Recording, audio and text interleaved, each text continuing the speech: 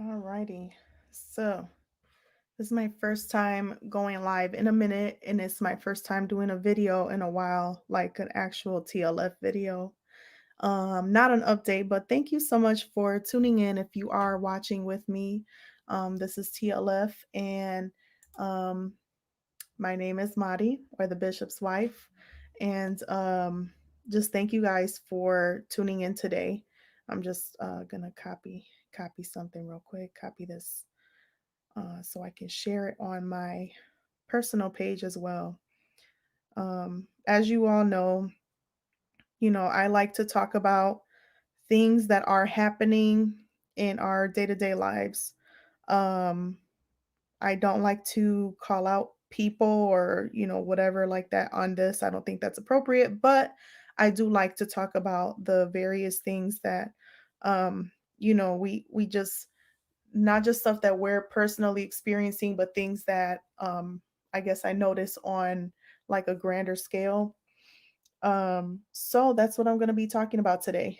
I'm going to share this video here. There you go.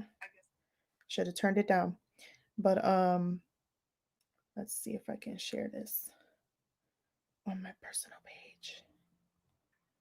If there's a faster way to do it, somebody please tell me. Because I end up just searching, I end up having to search TLF, and then when the video pops up, then I have to go to the video, then I gotta share it out if it lets me. Maybe I gotta do it on the computer. But I wanna know how you guys are doing. I know you guys see the name of the video today, and that's fine. I will get to that, but I do want to see how you guys are doing, and things that we might need to talk about. There's a lot going on. We're still in the middle of a pandemic, and we got so many so many things that we have the opportunity to work on. On ourselves. We have the opportunity to um, just reflect on our own habits, our own friendships, and things like that. And I just really want to tap into that a little bit, just our own awareness of, you know, how we're doing, and, are we growing during this time? I'm not going to be one to say, it's a pandemic, you got all the time in the world, you should be doing, 50 million things. Why don't you have a book written? Why don't you have your business going? Why don't you have this? Why don't you have that? Honestly, it's like, if God puts it in you to do something, you're going to do it. But if, he wants you to take advantage of this time to rest, not only physically but mentally, emotionally, whatever, then that's going to happen too. For me, what ended up happening was a little bit of what I was talking about before. I had finished taking a CNA class, and was just trying to, continue living my life. It was still the middle of a pandemic. I wasn't sure if I wanted to start working or whatever. And then we started having some issues with my father's health. And thankfully, because I had just taken that class, I was able to notice that something his psychiatrist was saying was not uh it wasn't matching up with what I was taught. And I'm like, okay, well, this doesn't make sense. So let's kind of look at this a little bit more. And we're a little bit closer now to getting him the help that we've been looking for him. So thank you guys for your prayers, those of you who have been praying with us, and with me, and just being a source of encouragement. I kind of let it all out there last month.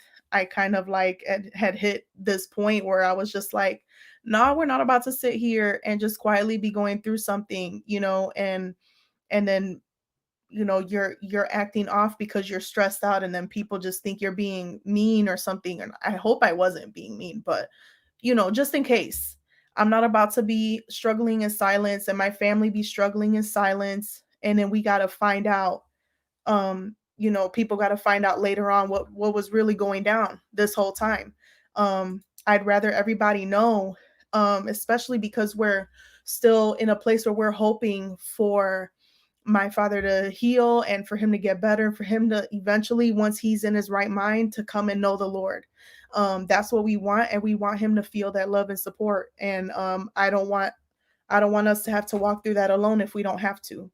So that it's hard to get the word out there at first. You don't want to. You feel like, you might get embarrassed. You feel like people might look at you differently if you share that you're struggling with something, or people don't think you're being spiritual enough if you sound like you're having a moment that's just difficult, as opposed to like, like, I still believed God could do whatever, and I still do. I believe that God can do anything. It doesn't take away from the difficulty of the moment. And as I said in the post, um, Jesus wept at Lazarus' grave, even though he knew he was going to resurrect him. So that's why I encourage people, don't be going through stuff on your own. Don't let stuff just be happening and somebody else got to give the narrative of what you're going through. If you're struggling, be honest about what you're struggling with. Talk to somebody about it, because what you don't want is for you to be struggling and the wrong person catches you and they have ill intentions, and then your business is all over the place. You need to be in control of your story and your narrative. So a couple of the things that I want to mention before I get into it, and I'll mention it again later on, is number one, I had a paparazzi jewelry party on Friday for my birthday, and my friend Francesca was doing a presentation. So she actually gave me one piece that was for free for my birthday as a gift, and then I ordered like a bunch more pieces. I'm going to put this information here at the bottom, but these earrings are from Paparazzi Jewelry. Paparazzi Jewelry is like $5, and it could be a set of earrings, it could be a necklace, it could be a bracelet, or it could be a set like this. This is really cute. This was a set, $5. And she has her website, like it says below. November is Customer Appreciation Month. If you order 7 pieces, you get a free exclusive set that you can only get when you order 7 pieces and get one free. So I'm not getting anything out of this besides just wanting people to support her business. But yeah, Customer Appreciation Month, and she still does make a profit if you order from the website. So the link is in this text that's going below, but it's faithmariaaccessories.com. The other thing is, I have a website for those of you that don't know. It's TLF Truth Love Faith.weebly.com. It's under Weebly. I don't have the finances to be paying for a full-blown website yet, but that's my website for now, still under construction.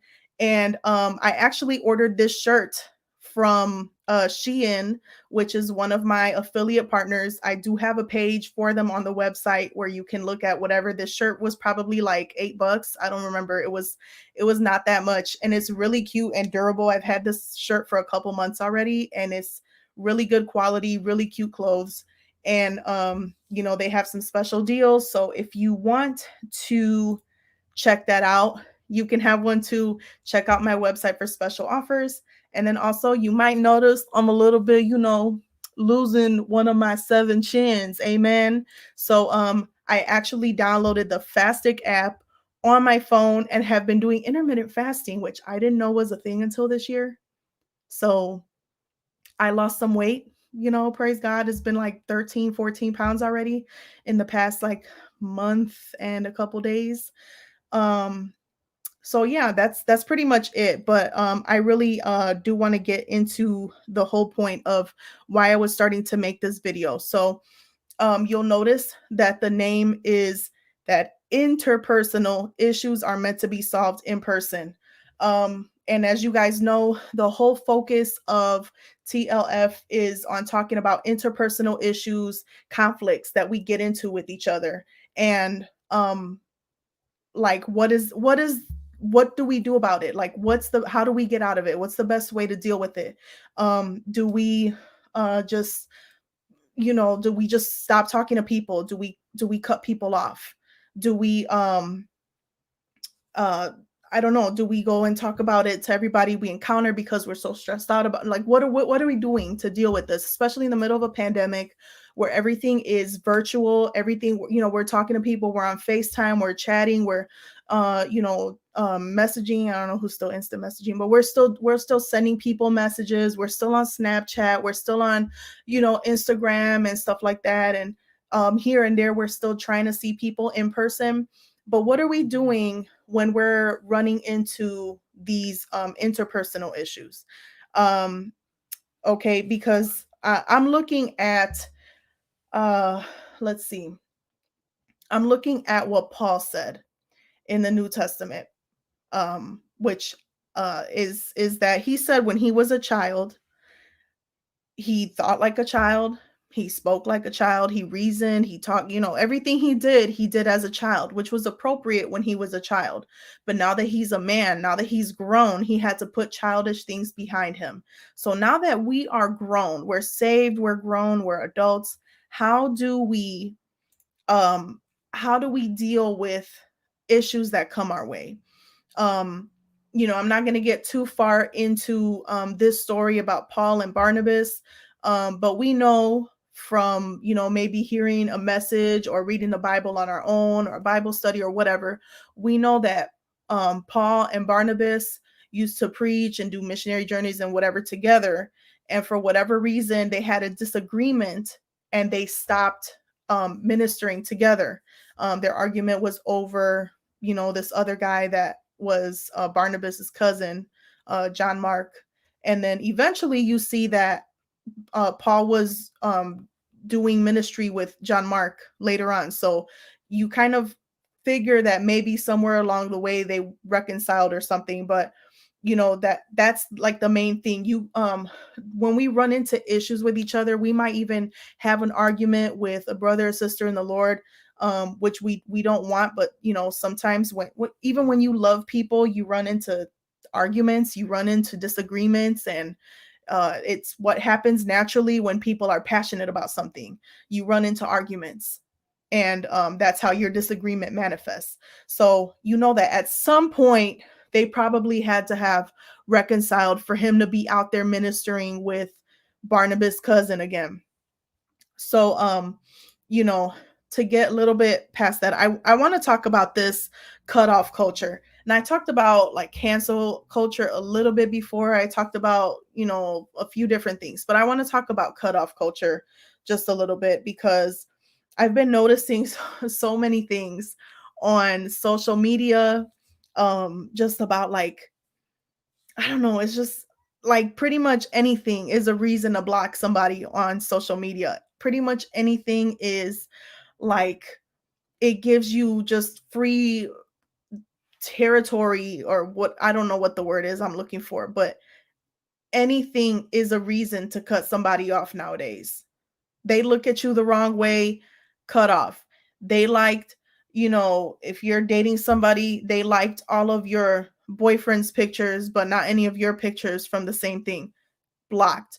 They they commented on your best friend's stuff, but they didn't comment on your stuff, blocked. They attended one person's Zoom party, but they didn't come to your Zoom party, blocked. They had money to buy everybody else a gift, but not a your not a gift for you, blocked. They you know you were acting wild, and everybody else let you get away with acting wild, but somebody else was like, you can't be like that, blocked.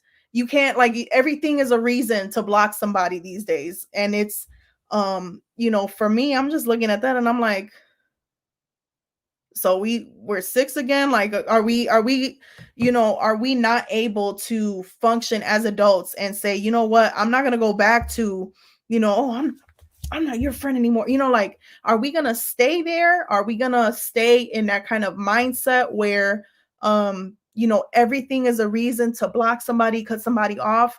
Or do we do the actual work that the Bible says about being a peacemaker, about having a ministry of reconciliation, about being able to talk things out? Because I do believe in that.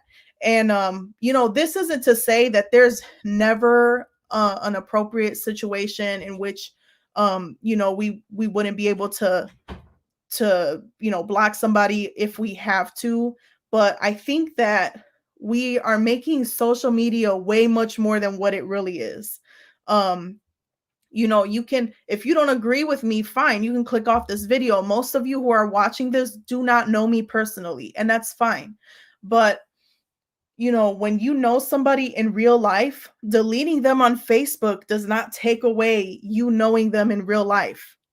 Blocking them on Facebook does not block you knowing them in real life. And just because we're in quarantine right now and we're, pretty much locked down, Illinois is going back to, stage one of this whole, thing, just because we're like dealing with a pandemic right now and this is kind of like how life has to be for now, it doesn't mean that we're not eventually going to be around people again and we still have to deal with the same things. It's like unless you actually deal with the garbage that's in there, putting it in a room and closing the door is not going to make the garbage go away. In fact, the garbage is going to sit there, it's festering, it's stuff in there is going to start rotting and fermenting, and it's just going to get worse, and the smell is going to start seeping out of that room. And then at some point it's going to be so bad you don't even want to fix anything, but it's messing with the way the rest of your house feels. And that's how this is. When you have an interpersonal issue and you try to solve it by blocking somebody on Facebook, on Snapchat, on Twitter, on Instagram, whatever, it's so childish because you're not dealing with the actual issue. It is so important to sit down and have a conversation with somebody. And if you can't sit down and have the conversation in person because you don't want to get a virus, you don't want to get, don't, just FaceTime. It's so easy to FaceTime. It's so easy to make a phone call. You can hear the tone in somebody's voice. But, I think we at least have to get close enough to solving our issues in person. Refusing to have a conversation with a friend while you're still holding a grudge with them is childish. We should be able to have a conversation. Okay. There's no reason why, okay, you have a grudge against me, but you don't want to talk about it. You just, like, are we just gonna argue back and forth, but we're not gonna sit down and come to an understanding? What is the fear that's behind that? Or are we hear that somebody said something about us, which that brings up two issues. One is, who is this person that is going back and forth relaying these messages? Because honestly, a true friend is not going to sit there and be like, well, this person was saying X, Y, and Z about you, and that person was saying X. A real friend is going to sit there, and if somebody is around them that is saying something untrue, they're going to speak up and say, you know what? I'm sorry, that's my friend, and I know that that's not true. Hopefully it's not true. If it's true, then really nobody can speak up for you if you're doing the thing that they said, other than to say that's not your business. You really shouldn't be talking about that. That's really all the person can say at that point. But if your friend is coming to you trying to relay drama, that's not a real friend. But if you're hearing that somebody's talking about you, you automatically delete them, or are you texting them in a way to start an argument? So what is it that you're doing? Are you addressing them? Are you bringing this up to them? And are they honest with you when you're having this conversation, or are they lying to you? These are all things that you got to look at, but you at least have to try to have that conversation with them. The issue later on comes, like if you're trying to talk about it and they're just in denial about everything, or um you know, it I mean, sometimes people make it difficult, but at the end of the day, you still did what you had to do. Um, we can't just automatically say, well, I'm gonna just block everybody on social media that rubs me the wrong way. You can do that. You're at liberty to. Facebook gives you the freedom to do so. So does everything else. But that doesn't fix the actual problem. It doesn't fix the fact that you're gonna have to still eventually. You'll probably run into this person again. You're gonna end up going to an event. You're gonna end up, being somewhere, and you're in the same room as this person, and you have to deal with this issue that you're allowing to make you look at them differently. So automatically just blocking people on social media without trying to at least talk it out is childish. Going around and dissing people behind their back because of a likely temporary disagreement is childish. I'm going to bring up a couple of examples. So, one example is I've talked about this before also. I was in a relationship in college.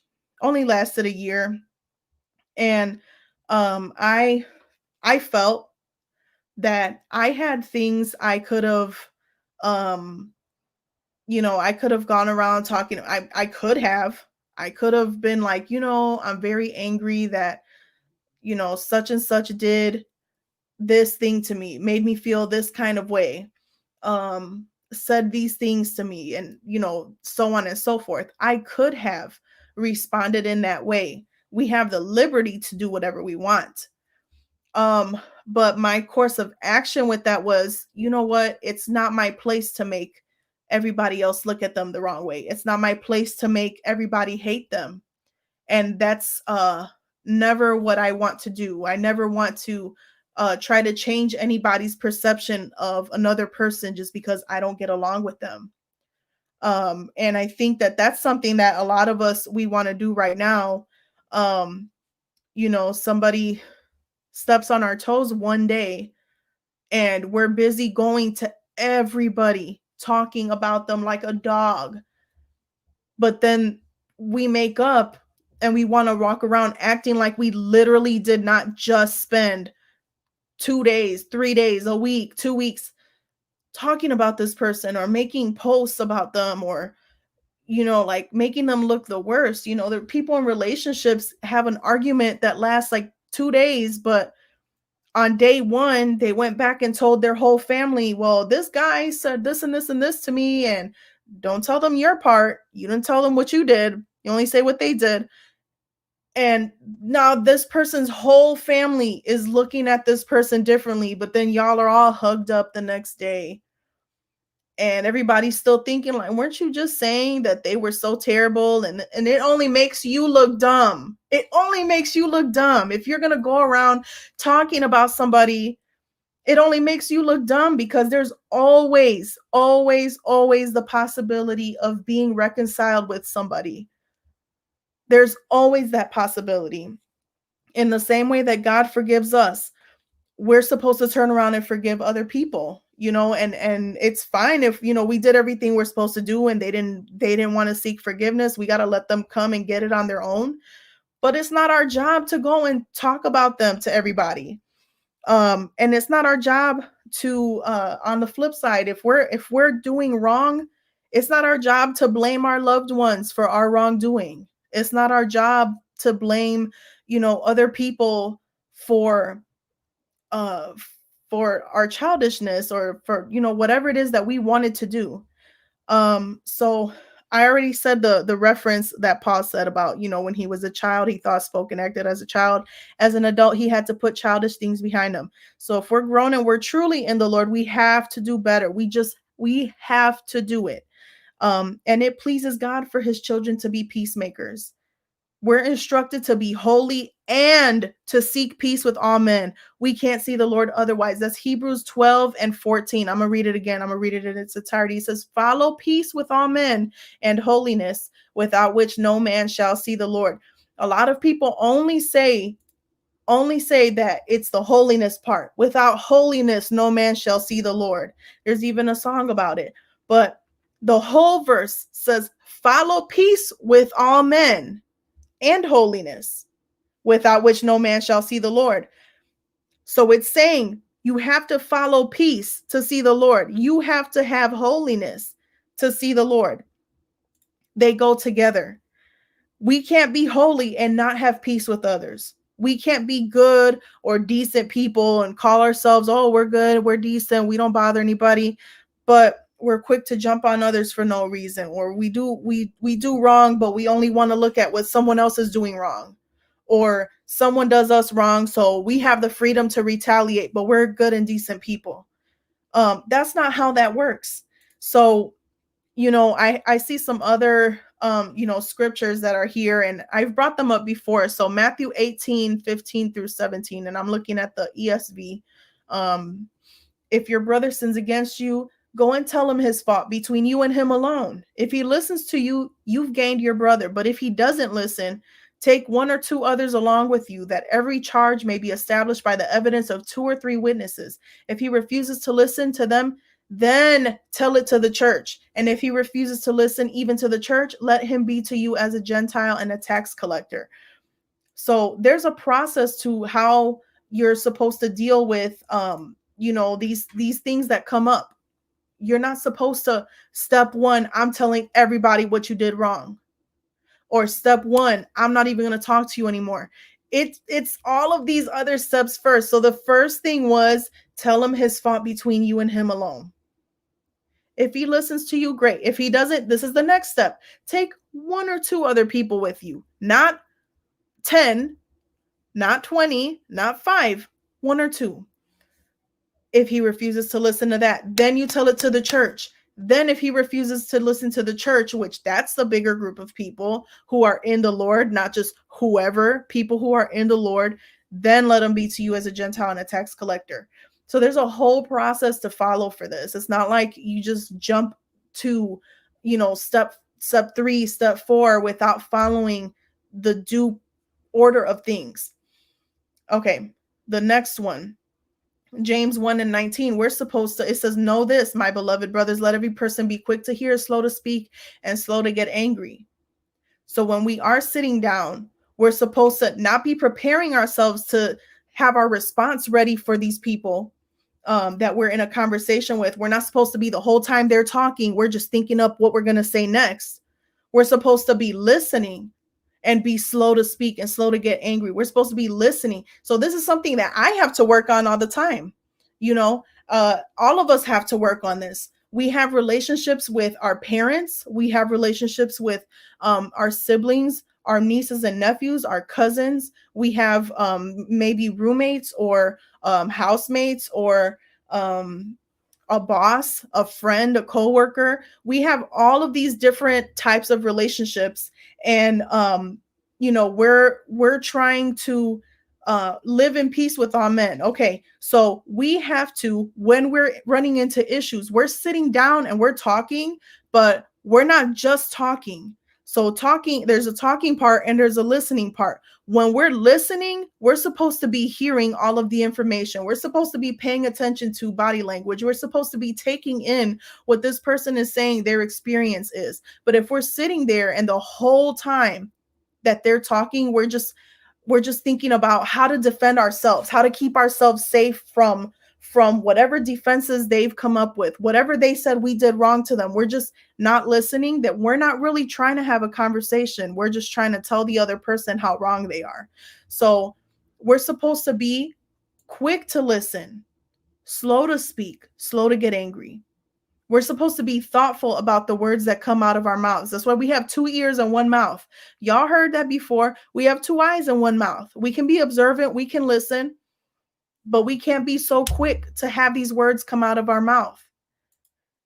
Okay, the next one. Let me see. John 13:34 and 35. A new commandment I give to you, that you love one another. Just as I have loved you, you also are to love one another. By this, all people will know that you are my disciples, if you have love for one another. You ever been somewhere and the Christians just look like they just hate each other? The people in the church just don't get along, or people don't just seem like they genuinely have love for one another. And it's so ugly to be in a place like that. It's so like you just don't want to be part of that, you know?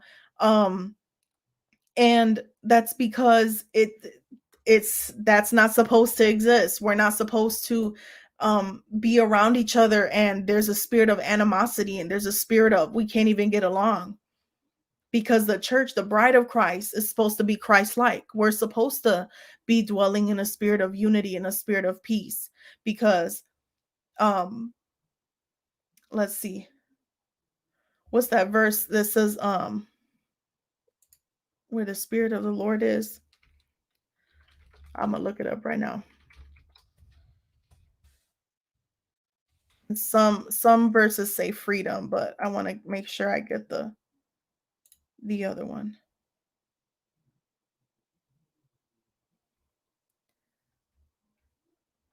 Uh-huh.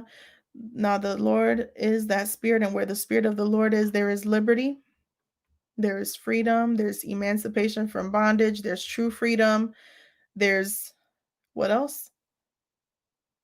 Mm. Men's souls are set free. Okay. Where he is, there's freedom from trying to be saved by keeping the laws of God. I don't know where that came from. I don't know what version that is. Okay, but basically it's freedom, liberty. Where the spirit of the Lord is, there's liberty. And with the verse that I just read in John 13:34 and 35, people will know that you are my disciples if you have love for one another. It's supposed to be such a different type of feeling when you're around the saints of God. So we're supposed to be around each other. We're supposed to be able to feel the love of God when we're all together. But if we don't feel that, if what we feel is the animosity, if what we feel is people pushing you away, people just trying to get something out of you, people just trying to, boss you around, or people just trying to act like, being mean is the same as being spiritual, then the spirit of the Lord doesn't have space to move in that. That's unattractive to people. People don't want to be around that. People might visit, somebody's church one time and not come anymore because that's the spirit that they felt the very first time they came in. Um, let's see. The golden rule, what do unto others as you would have them to do unto you. So if you're doing wrong, what do you want people to do? How do you want them to deal with it? Especially if you want to maintain a decent friendship, you want to have a relationship with them. What do you want them to do? And if you're not in the wrong, if you're the one being wronged, right? Or let's say I'm saying it wrong. So you're imagining being the one who's in the wrong.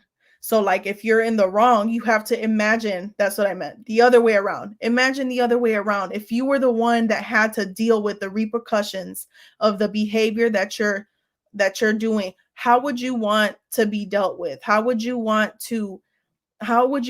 somebody to talk to you? Like, if you did me wrong, how do I want you to come to me?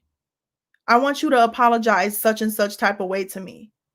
I don't want you to come to me like you have to forgive me because we're both, we both claim to be believers, and you have to, you owe me this forgiveness and you owe me.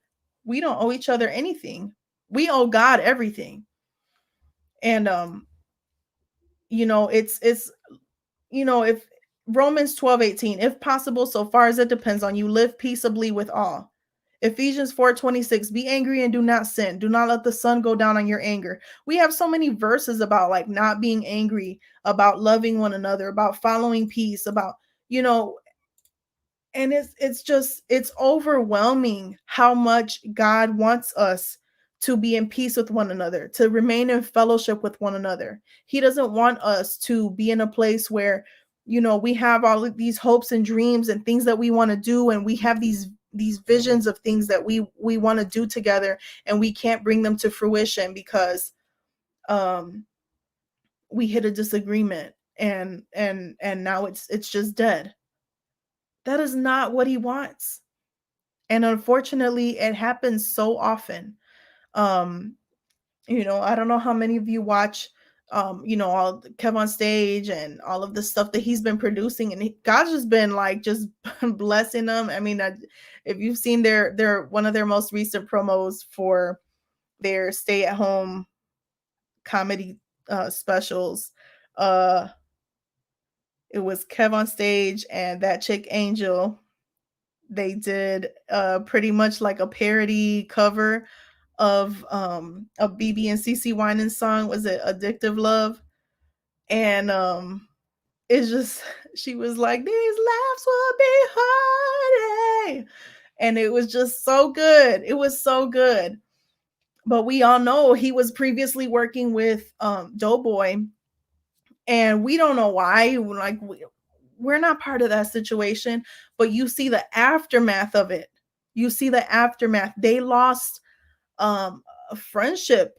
They lost their ministry opportunity, and they lost, that audience that was faithfully watching and, enjoying something that they were putting forth, it's gone.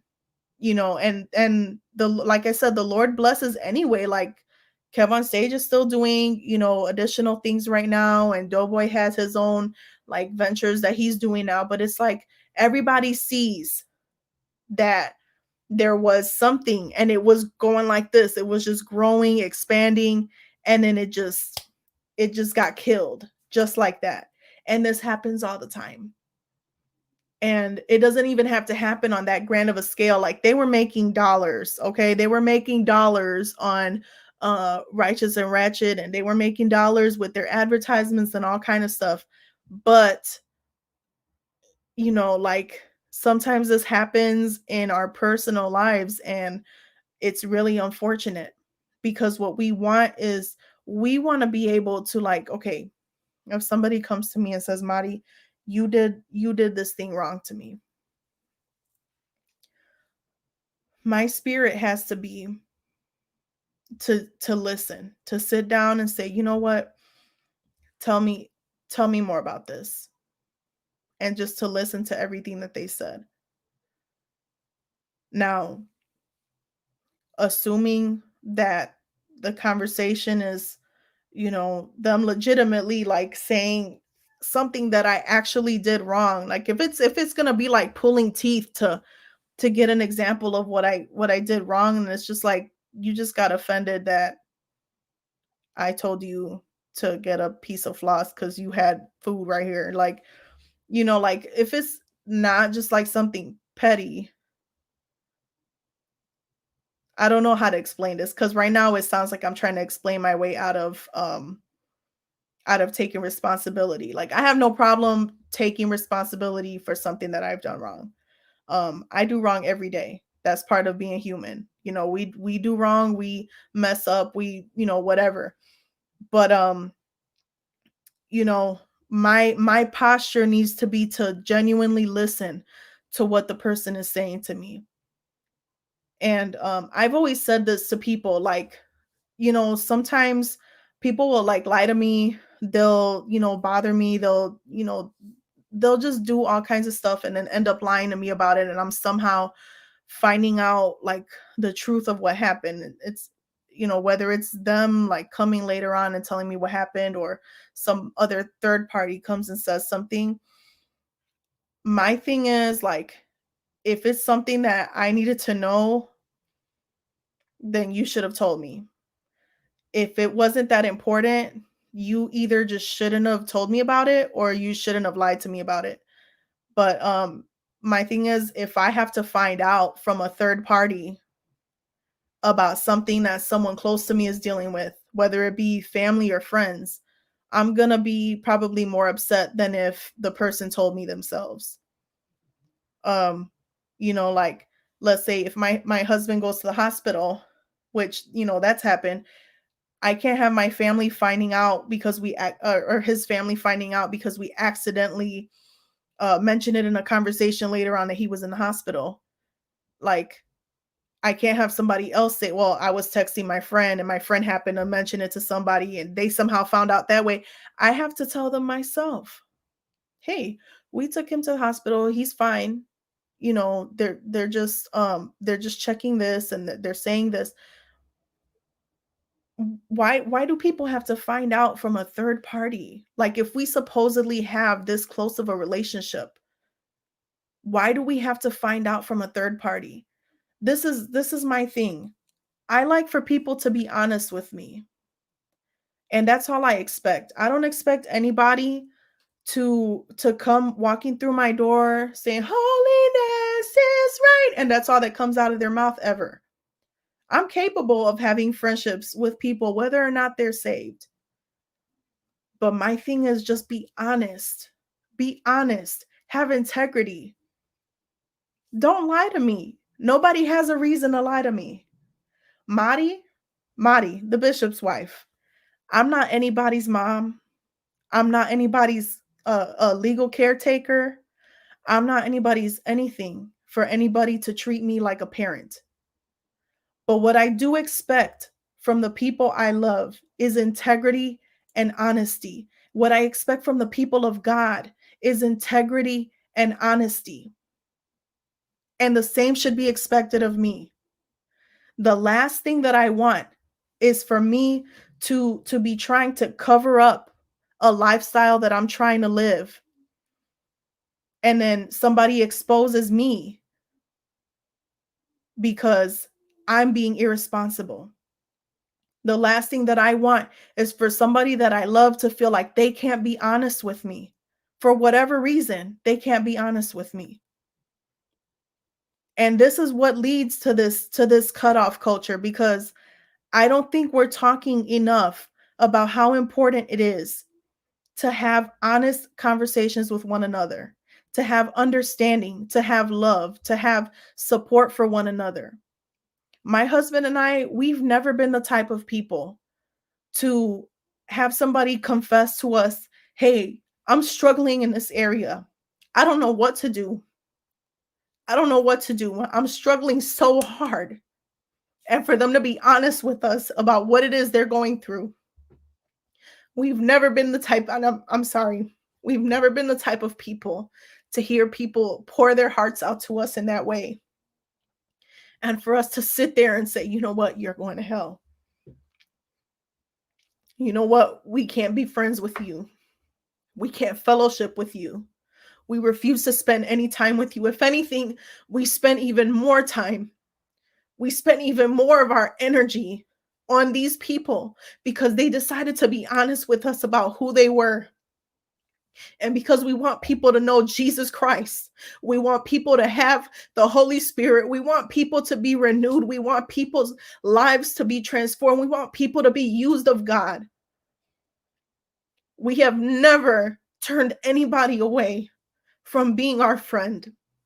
We have never turned anybody away from coming and spending time with us, and and asking us questions, or just talking to us or whatever. And to be in a place where somebody has to experience something like that is so difficult. It's so difficult to be in a place where we're just open to people, and it turns around and slaps you in the face. But I understand that is part of ministry, that is part of wanting to please God. And no, it doesn't mean that I think I'm perfect, it doesn't mean I think my husband is perfect. It just means we want to love people the same way we want people to love us back. It doesn't mean that we've never made mistakes. We've had so many, we've had, I don't want to say so many, but we've had situations where just right off the bat, for whatever reason, just we rub somebody the wrong way, or maybe even vice versa. And we really try not to be like that. We try to call each other out on it. If my husband notices that I'm like, I don't know about this person, or I don't know if I even want to have a conversation, because that happens. Is I'm not gonna say it that behind closed doors that I'm not having this conversation, or like, do I really want to have this conversation? It happens because these conversations are so hard. But my husband will call me out and be like, give it a chance. Or, sometimes my husband will be in a place where he's trying to deal with something difficult, and I have to be like, babe, give it a chance. Like, didn't you do this the other time? Or when I was going through this, didn't you tell me this? And we have to turn around and say, okay, this is how we're going to move forward. This is how we're going to deal with this situation, because we want to please God. We want to show people what God's love and forgiveness is like. Otherwise, we run into this other story, which Jesus was telling the parable of a man that had such a great debt. And I know I'm going to chop this up because I really wasn't going to tell this story, but it was just a man that had such a great debt to this very rich man. And the rich man came back and was asking this man about the debt that he owed him. And the man was like, I don't have anything, basically. Please have mercy on me. I don't have anything. I'm so sorry. And the man forgave him. And this man turned around and went to people that owed him significantly much less than what he owed. And he was dogging them out. He was attacking them. He was demanding his money back. And word came back to that rich man about what he was doing. And the rich man was like, how could you turn around? And after I forgave you from so much, you're going to turn around and you're going to demand money from these people? I forgave you and you couldn't turn around and forgive? And we have to be the same way cuz God has been so merciful and so forgiving towards us that it is our duty to turn around and have mercy and forgiveness towards the people in our lives and the people who come around us. It is so important. This cancel culture, I can't tell you how many memes I see every day, joking or not, about the petty reasons why people block other people. When all they really need to do is man up and have a conversation. Man up, own your side of it. Own your side of it. Okay? There are some exceptions. I'll say maybe 95% of the time there's fault on both sides. Very rarely is it just one person did wrong. A lot of times one person started doing wrong and the other person responded wrong, or they tried approaching it wrong. Let's man up and or woman up, whatever you, I don't be gender inclusive. I don't care. Just grow up and deal with the situations. Show people the love of Christ. So that's all I really wanted to say, but I'm going to once again mention these things that I have available that I wanted to talk about. So below it says if you want to support, go ahead and like the TLF Facebook page, subscribe to the YouTube channel, like this video, share, comment. The other thing was with the jewelry, if you want to support my friend Francesca, she is part of Cradle Loud Productions now, and we are able to support her via purchasing paparazzi jewelry with her. We have Christmas coming up very soon, or people with late November, early December, mid-December birthdays, January birthdays. If you want to purchase some jewelry, excuse me, it is $5 for a set. You can get a necklace and earring set. You can get a ring. You can get a bracelet. You can get a more elaborate piece. They have elaborate, like if you look, they have something called the Z collection, ZI, elaborate pieces for $25 that come with a huge, just really beautiful necklace and earrings. I like the one called the Alex, but I don't have money for that one yet. But yeah, go to faithmariaaccessories.com. November is customer appreciation month. So if you buy 7 pieces this month, you get an 8th set for free. And it's an exclusive piece that you can only get by ordering the first 7 pieces online. If you want to support TLF, you can hit me up on Cash App, $Madi1224. If you want to join me on my weight loss journey, you can download the Fastic app. It is intermittent fasting, which basically means you are only eating during a certain window of the day, and during the rest of the day, maybe you eat for 6 hours and you don't eat for 18 hours. During those other 18 hours, you're drinking water, you're drinking maybe like plain sparkling water, or maybe you have it infused, you're drinking plain tea or plain coffee, but you're really just trying to detox your body and to lose weight. So it's been working for me so far. A month in, I've lost like 13 and a half pounds. So it's like really gradual and it's really easy to keep up with. It's like a lifestyle change basically, but it's such an easy change that I'm at the point where I can tell people that I'm recommending it. My best friend started trying it. She lost 5 pounds in like a week or two. So it's very manageable. And then the other thing was about the shirt. So I got my shirt from Shein.